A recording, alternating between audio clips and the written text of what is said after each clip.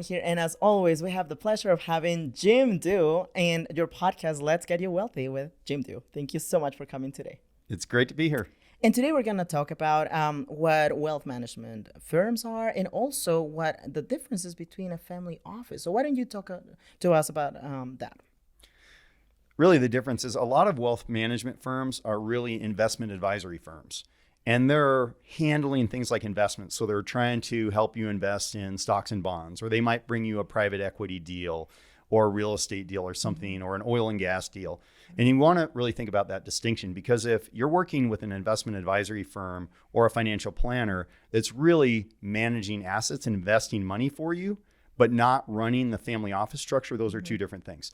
So a financial planner and investment advisor would be a spoke on the wheel. And that might be someone who's, again, helping you invest portfolio. They're taking your money and charging a 1% fee to manage the money. They're bringing you a real estate or a private equity deal, and they're getting paid some sort of referral fee to bring that to you.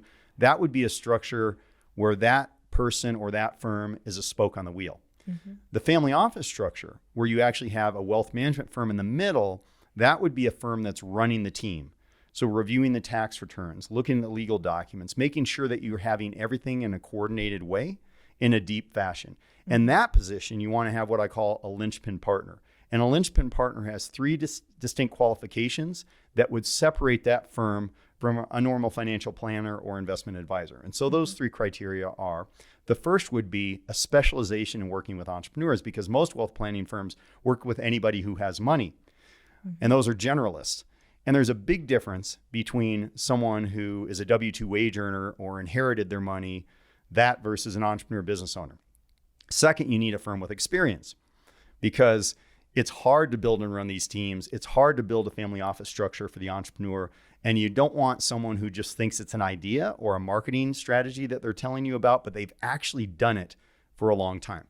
And then the third, and this might be the most important, is a fiduciary standard of care. And that's a fancy legal term that says that they have to put your interests ahead of their own, but it goes a few steps further than that. So the first thing is, most wealth managers and financial advisors, most are dual registered. That means that they're part fiduciary, part salesperson.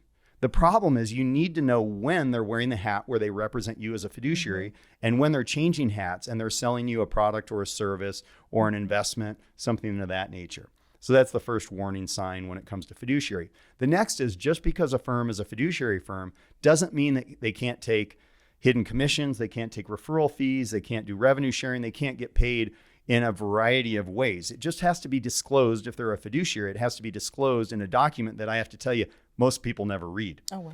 So ideally, you'd want that linchpin partner to be a fiduciary in that they're not getting paid referral fees, that they're not getting paid commissions on product sales, that they're not a firm that's focused on trying to get you to put your money with them so they can charge you 1% or whatever the fee is to manage that.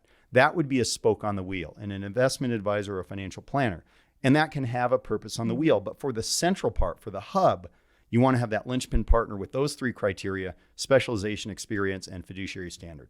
That's right. And I feel like it's so important to make sure that whoever is managing your wealth truly cares about you. There are so many firms out there, and there could be so many red flags that we also should be avoiding. So why don't you talk to us about some of the red flags that we should look out for when we're searching for a financial family office? Absolutely. And the first one, as I mentioned, was incentives. And so let me tell you the five I's of inefficient advice. And this is really true for financial advice, but also for legal advice and tax advice and insurance and all those areas.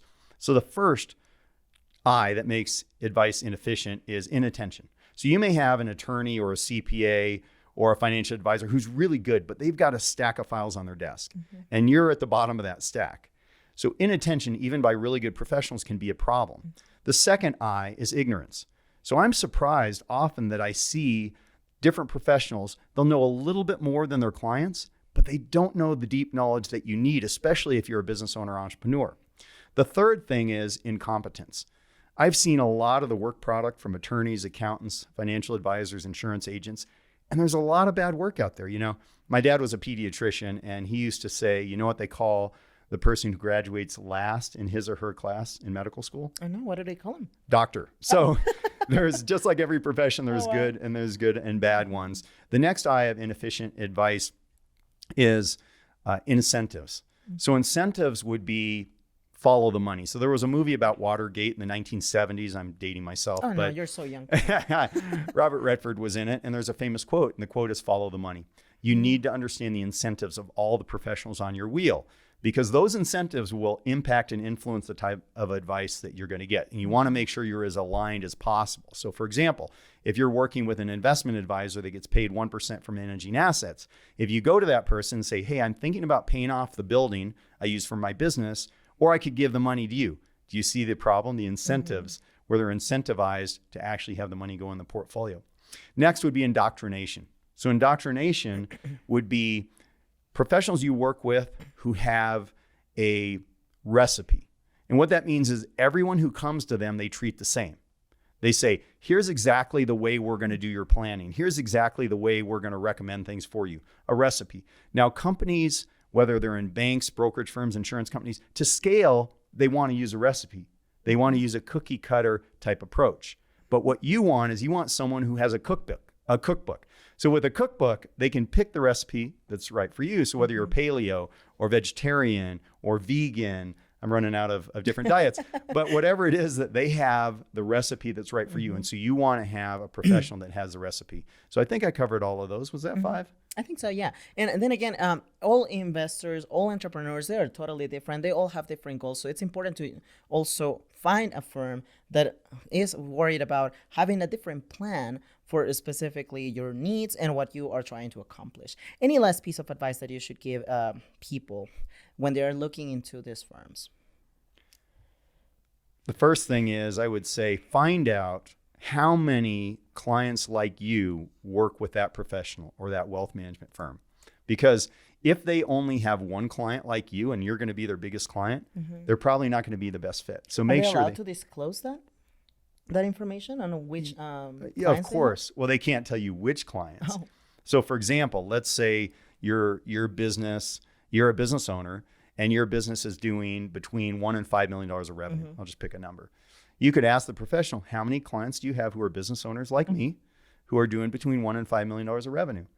And you would hope that they're honest, but that's one of many questions you want to ask. But you want to make sure that they're used to doing this. So if you went to a doctor and you went to the doctor because you had a problem with your heart, and the doctor said, hey, no problem. I do a lot of cardiology type of work. I also mend broken bones and I deliver babies occasionally as well. Yeah, no. You're not going to work with that doctor, right? So you Definitely just not. want to make sure it's something that this professional is doing every day, all day long, not just, and that's why you want to be careful about the generalists, because if they say, oh, well, we work with people who went through divorce, people who inherited their money, people who are high income earners, business owners, when they start listing all these different areas, they're really a generalist. So you want to have a specialist that knows you and works with people just like you, because over time, that's how they're going to gain the experience and bring that experience to you and get the results that you want. That's right. Thank you so much again, Jim. And thank you to our audience. So there you have it. The time is now for you to start looking for a firm that truly looks after your benefits, your goals, and your objectives in life. We're going to see you in the next episode. Bye-bye.